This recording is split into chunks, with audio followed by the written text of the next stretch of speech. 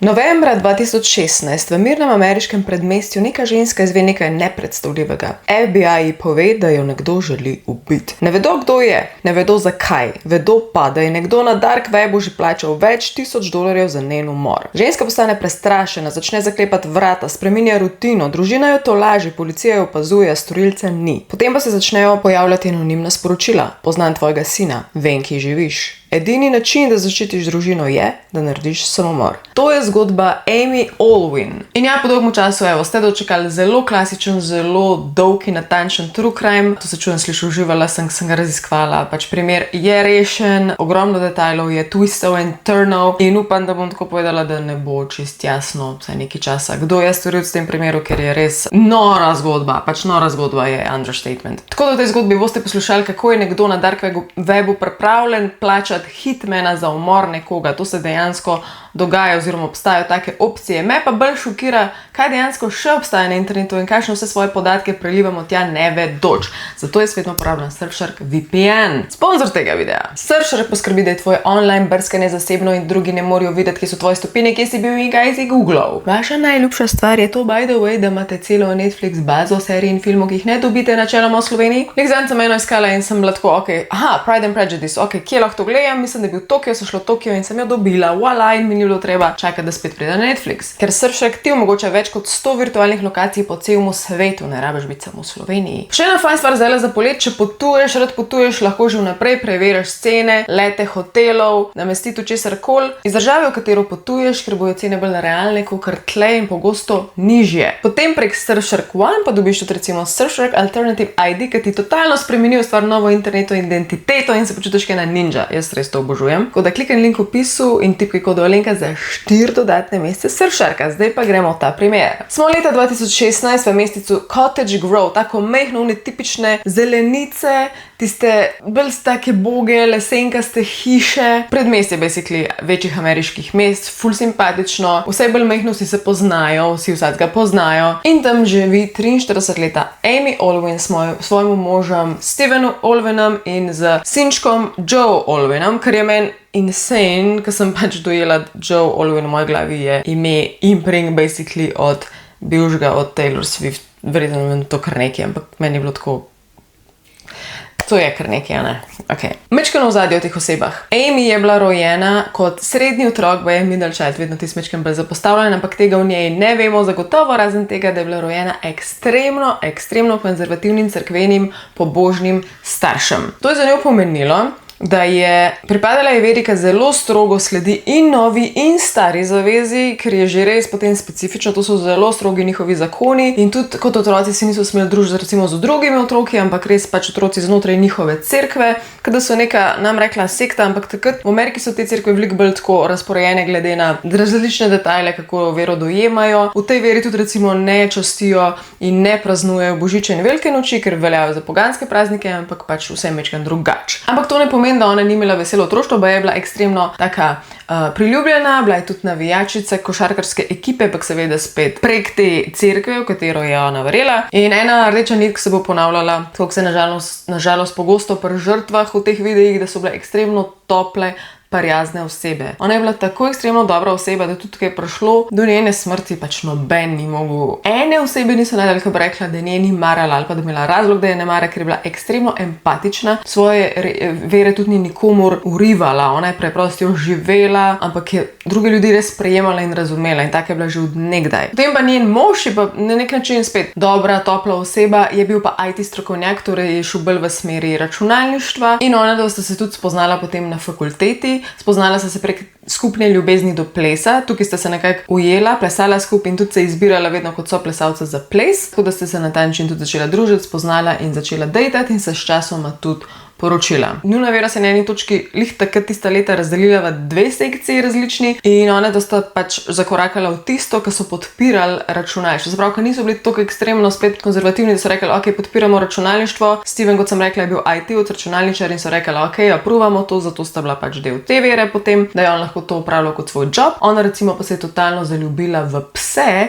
v urjenje psov, tako da je s časoma, ko so živeli v Minnesoti, v tem Cottage Grovu, je imela za hišo dejansko narejeno eno areno in ta arena, ta njen biznis časoma je bil vreden $50,000 in je tudi postala trenerka psov, torej vabila je druge ljudi domov oziroma kot biznis pač jih je šolala s svojimi psi in je postala v tem res dobra. To je bil njen passion. Ampak glaven passion in njej in Stevenu je bila še vedno vera. Ona sta imela tudi svoj blog na nek način, kjer sta objavljala, kako potujeta, bila sta tako verna, da sta dejansko šla na razne misionarske izlete kot misionarja, veliko sta prostovoljno delala za to vero, bila sta res ekstremno upletena in zdaj v slovenščini nimamo, mislim, da čiste besede, ampak pri njih je to deacon pa deaconess, diakon, diakonica, samo da pri njih to ne pomeni avtomatično duhovnik, ampak bolj v smislu, saj za njega, za Stevena je veljalo, da je imel razne pridige, pa še eno stvar, ki jo lahko opravljal in sicer, da je dojel to zadnji zakrament, sveto bolniško maziljenje. Torej, oziroma, kakor sem slišala, je on lahko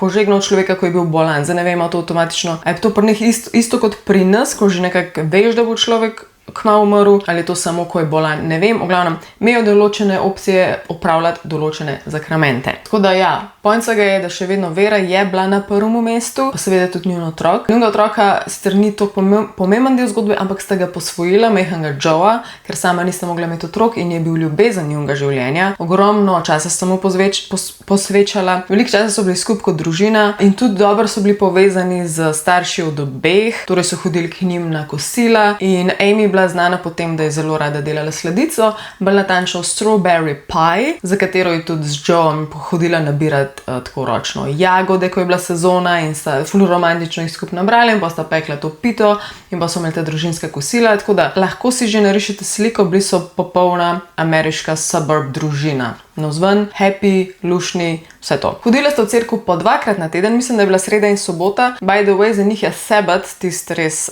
pomemben praznik. In ona tudi v sobotah potem psov ni trenirala in ni hodila na tekmovanja, če so takrat bila, ker je to za njih pač svet dan in ne nedelja. Torej, hodila sta v cerkev 2-krat na teden, ostajala sta po cerkvi, na vseh aktivnostih so se še dogajale, pa hodila sta že 1 uro prej vsakič, da sta vse pomagala pripraviti, tako da glede tega sta bila res aktivna. Tisti blog, ki sta ga pisala, sem pozabila omeniti, ne vem, zakaj je to meni smešen.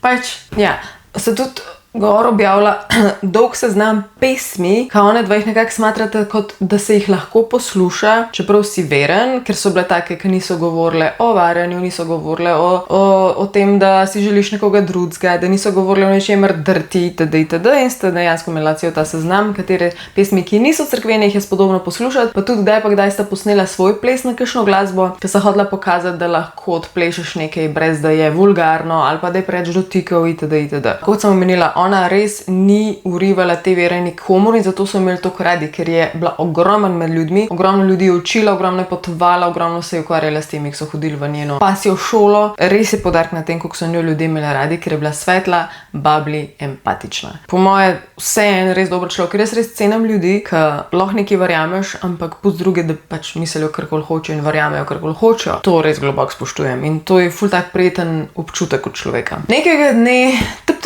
jim na vrata hiše potrka poseben agent, special agent, in vam pride Steven, ki on je od doma delal, by the way, neki računalniško, neki dol v kleti, in pride ven in Amy ni bilo doma.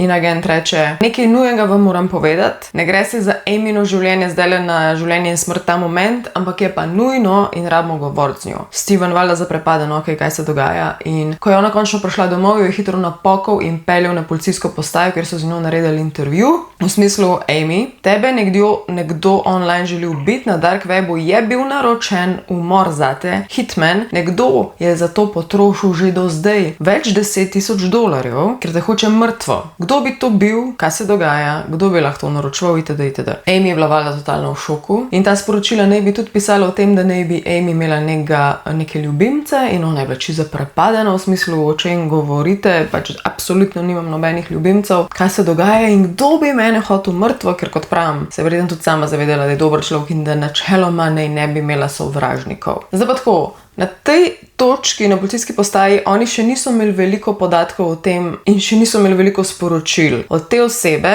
ki je na dark webu imela nickname Dog Day Got. Dog Day God je bil nickname te osebe. Ta anonimna oseba je leta 2016 začela pisati sporočila. Teh sporočil je bilo na koncu 107. Jaz jih bom danes tudi brala. Tok, da dobite občutek, kako grozljivo je to bilo in kako se razpletajo take stvari. Smo pa na dark webu. Dog Day God se je obrnil na spletno stran Besa Mafije. Oni so trdili, upam, da v tukaj editor najdel fotko od njih, ko me tako prav ti sporočajo, kao, če želiš nekoga ubiti, si na pravem mestu. Mi ti zrihtamo umor ali pa da nekoga na smrt pretepemo ali pa ga razbijemo. Kao, neka albanska mafija naj bi to bila, tako da ne vem, zakaj ne bi imeli svoj glaven, zakaj bi sploh to počeli po Ameriki oziroma so po celem svetu, ne vem, kako je to mišljen. Ti glavni uporabniki ne bi to držal gor in pač odgovarjal itd., pa se je imenoval Jura. Zdaj smo šli pa kar na določena sporočila od te osebe, predvsem, ki je naročila umor Amy. In sicer, prvo sporočilo. Rad bi vas najel za umor, ampak kateri je najbolj ziher priporočen način, da gotovino anonimno pretvorim v Bitcoin? Dark web, obviously, plačuje se vse z Bitcoini, z kripto tam definitivno ne s cashom ali pa s kartico. Potem še eno tako sporočilo, ki je že začel detajle dajati. Dog Day God. Tarča bo marca potovala iz mesta v Moline v Illinoisu. Kakšna je cena v bitcoinih za umor in po možnosti, da bi bilo videti kot nesreča? Potem spet napiše, v redu, malo sem raziskoval in vse, kar sem našel pravi, da ste vi pravi in da dejansko naredite to, kar obljubljate. Prebral sem tudi, da beseda besa pomeni zaupanje, zato upam, da tega zaupanja ne boste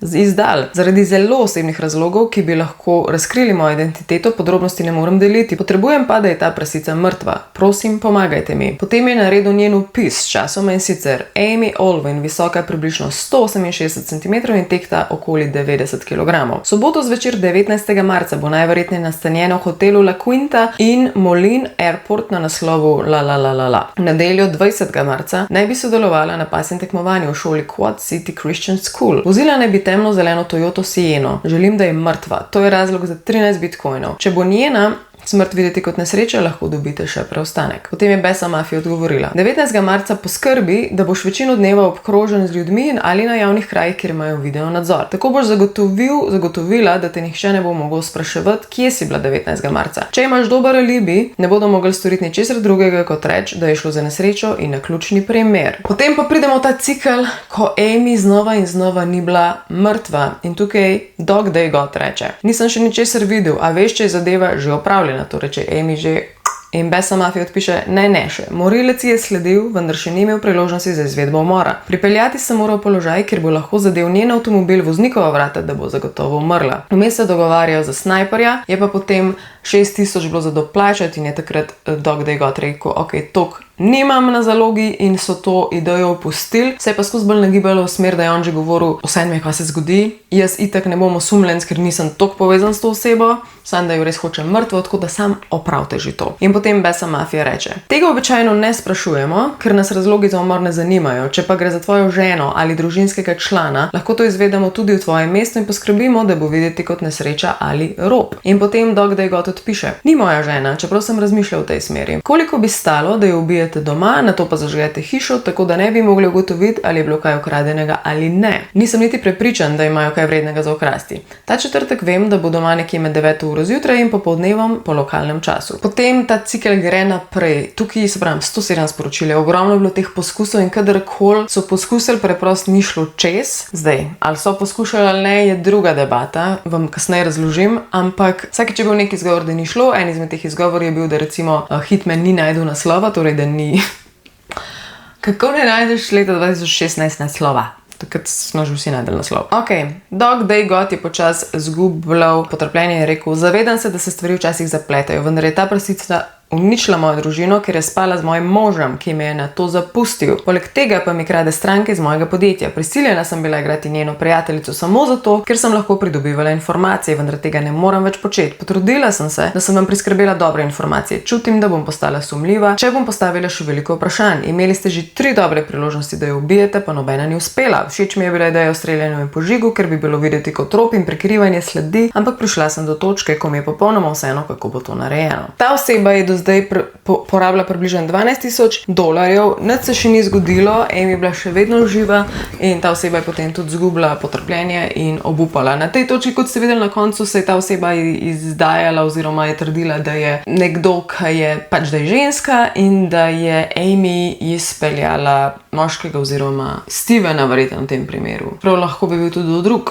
Ok, kot veste, nazadnje, ko sem govorila, je bila Amy na policijski postaji, bila je skupaj s Stevenom in njun job je bil zdaj, da priskrbita seznam vseh ljudi, prek 100 ljudi je bilo, katere Amy pozna in jih lahko naprej obravnavajo kot potencialne osumljence, ker do zdaj vejo samo to, da je lahko ali moški ali ženska, da Amy pozna toliko, da je v njeni okolici. Problem je, ker Amy dnevno je z veliko ljudmi in noben je ni bil na prvo žogo sumljiv. Ampak ta oseba, kot je pisala, je imela stik z njo, je klepetala z njo, je vedela določene stvari in ne more biti verjeten čisti neznanec. In od te točke naprej Amy absolutno živi v strahu, kdo je ta oseba, ker je več kot očitno v njeni okolici in je pač nekje blizu ves čas, ampak kdo je, ne vemo. In policija je počasi začela prečesavati teh 100 ljudi plus na tak subtilen način. Ni prišla tja, Amy nekdo grozi, ampak je preprost, so sprašvali tako subtilno vprašanje, da so probali razbrati, ali bi kdo lahko bil sumljiv. Prišli so samo do ene ženske, ki je tesno delala z njo, pogosto v tej areni. Ime je bil Kristen in Kristen je imela tudi sina, ki se je pa pogosto igral z sinom od Amy in Stevena. Tudi njo so zelo kmalu spucali kakršnekoli obtožbe zaradi tega, ker se je izkazalo, da ni šans, da je bila popolnoma presenečenja, da je imela vedno nek alibi in preprosto ni šlo čez nikakor. Pomembno je tudi tukaj poudariti, da Amy tega ni povedala praktično nikomur,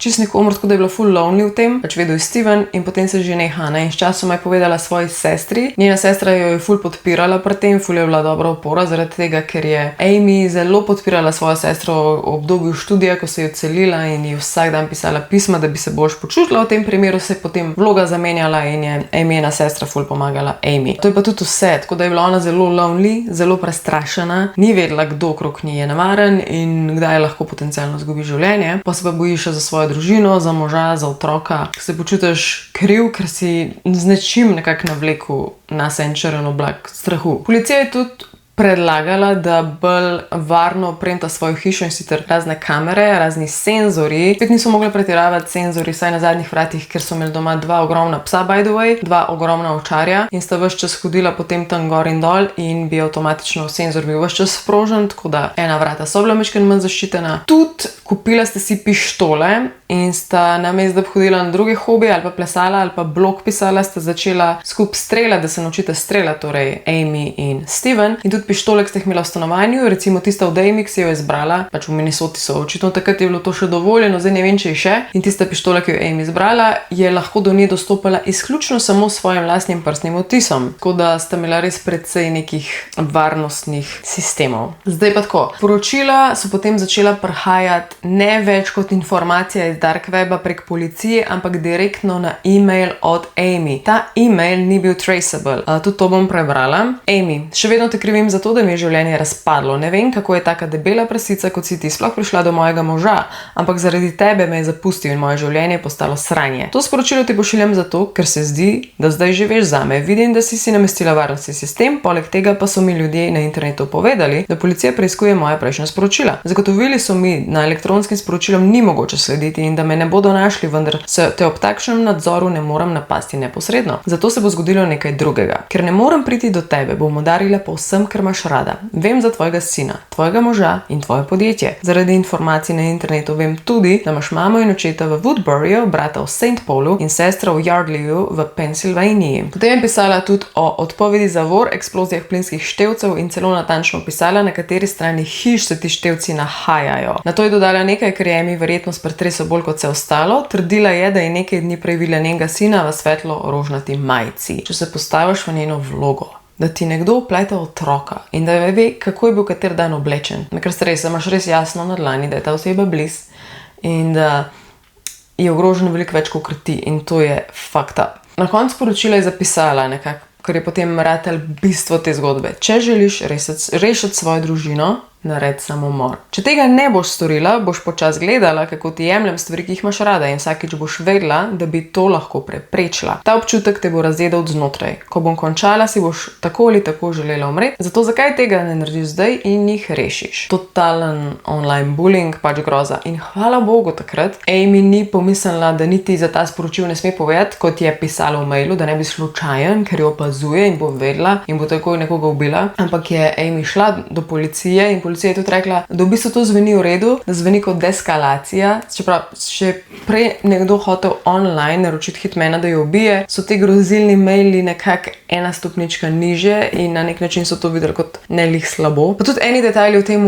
e-mailu so bili resnični in napačni, recimo njen sin v roza majici na ta dan je bila resnična informacija, njena sestra pa se je vmes že preselila, tako da to je bila napačna informacija. Ok, nekega dne spet, ko ona proba mečko normalno naprej živeti, proba ne več čas misliti na to. Enkrat so šli tudi v Nemčijo potovati in takrat se je končno spet sprostila in dobro počutila, ker je verjela, da tam absolutno ne more biti njenega morilca oziroma bodočega morilca ali pa nekoga, ki jo hoče ubiti. In potem spet pride domov in nekega dne Steven dela od doma, kot sem rekla, ona je šla pa kuhat bučno juho. In ko že začne, je kar naenkrat rata ekstremno slabo. Bila je totalno dizzy, vrtel se je, bledel se je, bila je cela bleda v faco in je samo šla gor v sobo ležati v poslo. Steven je bil doma in je pač zapaničaril in rekel, ok, mami se slabo počuti in je klical, pozabila sem koga ali starše ali enega kolega, če lahko Joea gre iskat v šolo, zato da bo on v miru peljal Amy v bolnico, ker pač res gleda slabo. Amy je taka preprosta, kot je bila, je rekla, skiri se, pusti me, v redu se počutim, samo še prediham, je že boljš, ne rabiš me peljati nikamor. In je rekel takrat Steven, ok, v redu, je potem šel in je prevzel Joea in preden je šel njo še pogledat. Takrat je bila ona še vedno čist bleda, boga, je pa klečala v posli, bila je na kolenih in on je takrat pomislil, rekel, ok, glede na to, da mol očitno, se verjetno počuti živ, za tem boljš, grem jaz po Joea. Ko je šel po Joea, zašla še v neko to chain restaurant, neko hitro hrano, neki pojest in potem domov. Ko sta prišla domov, je on odprl vrata od avta in je Joe, pač 9-letni sin, takrat zlaufal gor, pozdraviti mami, ker je slišal, da se slabo počuti. In ko je prišel gor v sobo, je Amy ležala na tleh, na hrbtu, v luži krvi, še vedno topla, ampak brez pulza. Prišel je valjda tudi Steven in valjda tako iz prve kliče policijo. 911 call. 911, what's the address of the emergency? I think my wife shot herself. There's blood all over. Shot herself with a gun? It looks like it. Does she still have a weapon? I don't know. We just got Where did home. she shoot herself?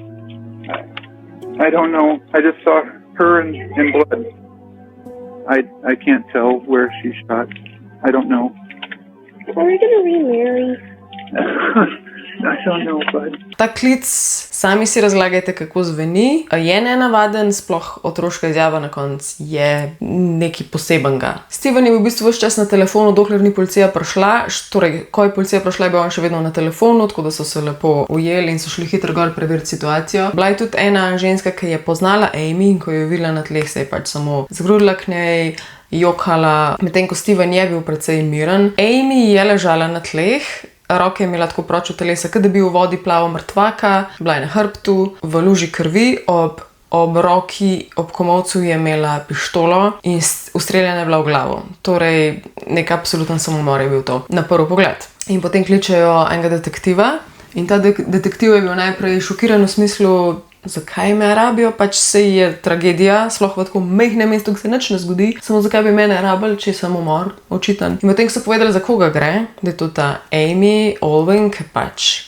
so imeli zgodovino online dark web načrtovanega umora. Moj klenknel rekel, ok, to pa je vredno iti pogledat, pridem in prišel tja in zelo hiter videl veliko nenavadnih stvari, ki niso mogoče avtomatično kazali na samomor oziroma daleč od tega. Najprej, ko je prišel noter, je bil ta von buče, von kuhanja, veš, pražena čebula, buča, ki hočeš nekaj iz tega narediti. Noben po zdravi pameti oziroma to res ni tipičen primer, da greš ti prej želiš samomor narediti kuhati. To nima smisla. Potem, ko so opazovali kri, ob njej so bile neke kapljice krvi, ki glede na njen umor oziroma strel niso imele smisla. Edini smisel bi imela, če bi najprej neki visel v zraku dol in potem šele padli na tla. Potem na obrazu, tako dol, je imela isto kapljice, ki so tekle iz ust in nosu, ampak ona je bila ves čas na hrbtu. Se pravi, glede na to, bi mogla na eni točki biti na boku, da je to steklo dol in šele potem jo je nekdo, ko se je ti zasušil, obrnil na hrbet. Naslednja stvar, kri po stanovanju je bila ful nenavadno razporejena. Bila je na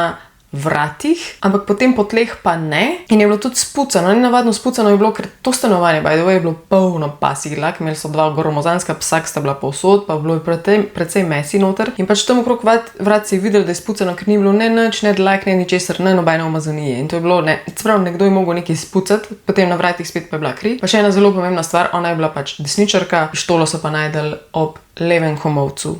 In to spet nima smisla. Tako da zelo hitro so prišli do ideje, da to absolutno mora biti umor. Zelo hitro je bilo jasno, ker je bilo res slabo zastavljeno vse skupaj. In tudi ko so šli s tistim luminilom, kva je že tista, ki lučko pržgeš v temi in se vidi, kje je bila kri, cel hodnik je bil poln krvi. Do te mere, da so lahko sklepali, da jo je nekdo ubil v hodniku in potem prinesel v sobo in naredil, da je izgledal kakor umor, samomor. 2 tedna po umoru je prišel na vrsto tudi Steven, da so ga poklicali na policijsko postajo in on je takrat že prišel kar svojemu odvetnikom in duhovnikom in potem duhovniki to je malo smešno. Duhovnik itak ni smel z njemu sploh v sobo za zaslišanje in je dejansko mogel Zoom počakati in je bilo tako full weird situacija, kao prid z mano, ampak ne boš mogel zraven, ker počakal hodnikov, pa mol zame, ne vem, v glavnem. In so na polno ga začeli zasliševati prvo kot prvo, kako se je kri pojavila tam v hodniku, če on kaj ve, a se je kdo od bližnjih, od domačih kdaj urezal in je rekel, da nima pojma, da mu ni jasno, kako se je to zgodilo. Verjetno je na tej točki že se strinjal, ok, verjetno je bil umor, ne, ampak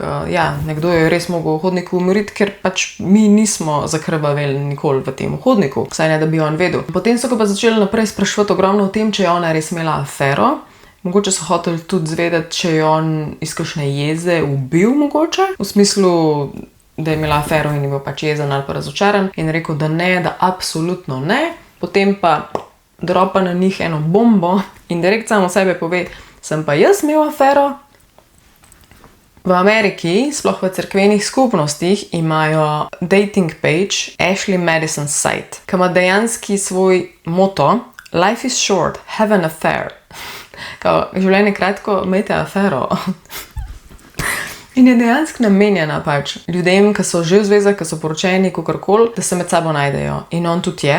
In to je začel potem on sam policiji razlagati, da je pač najprej najdel eno žensko, s katero je šel na dating, je dobesedno ghostala. Pač je bil z njo na pijači, ona je rekla, moram na WC in je potem ni bilo nazaj. Groza.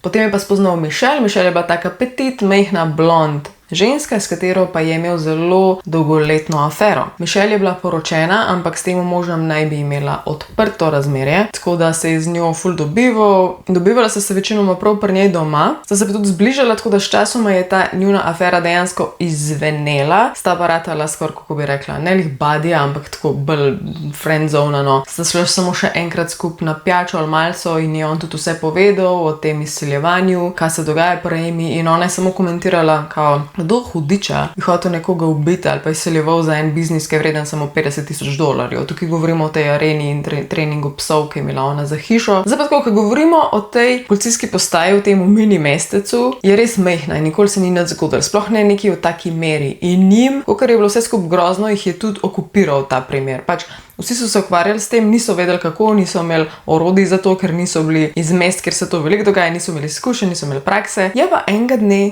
slučajen se en policist spomnil in je direkt sam v Google upisal Dog They Got, pač ta nickname, ki je izsiljeval, in je prišel do njegovega profila na Dream Market. To je tako, kot na dark webu nek eBay. In ta oseba, Dog They Got, je imel 2 objavi. Ena je bila kar neki, druga je bila pa, da išče skopolamin. Ne vem, kaj je točno slovenska beseda za to, ampak je nekaj, ker lahko človeku daš, zaužije, imaš tudi dozo, ki je primerna za to, da te pomiri, imaš pa dozo, ki je prevelika in zaradi tega imaš potem lahko halucinacije močne, lahko se ti blede, lahko si dizzy, drowsy, imaš suha usta itd. Če boš to na kaj spomne at this point, ta policist je potem rekel, oh my god, dajte preveriti Amy, če je imela to slučajno v sistemu in ko so preverili, so rekli ja.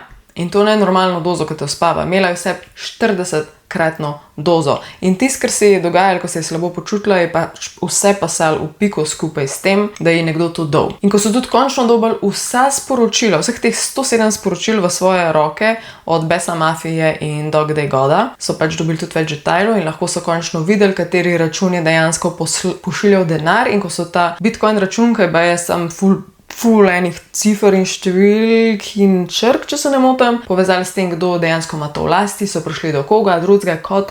In me zanima, kdo je do te točke to že pogruntal. Do Stevena, do njenega fucking moža. Ves čas je bil ob njej in naročil njen umor in vedel vse detajle in se delal, da je krajna ženska in jo opazval in jo sovražil in igral princa tam zraven nje. Oh my god. In by the way, una Michelle, s katero je hodil na dejte oziroma spal 1-2 let, je vedela o njemu ful, ampak nič o veri. Tip iskreno po mojem ni bil pol kurca, pardon za besedo, ni bil niti malo veren, sam delal vse, ker mu je pač pasal na karakter, da je spade bolj sweet mož. Bil je ves čas na pornografskih straneh, ker so mu potem zasegali vse njegove tehnološke naprave, ki jih je bilo ogromno. Imel je full affair, ves čas je bil na dating pageh za te poročene ljudi. V glavnem, cel njegov life je bil samo ena spletka šita. Valjda, ko je ona potvala za te pse in evente, je on napolno pač delal največje gluposti in na koncu se je želel pač znebiti.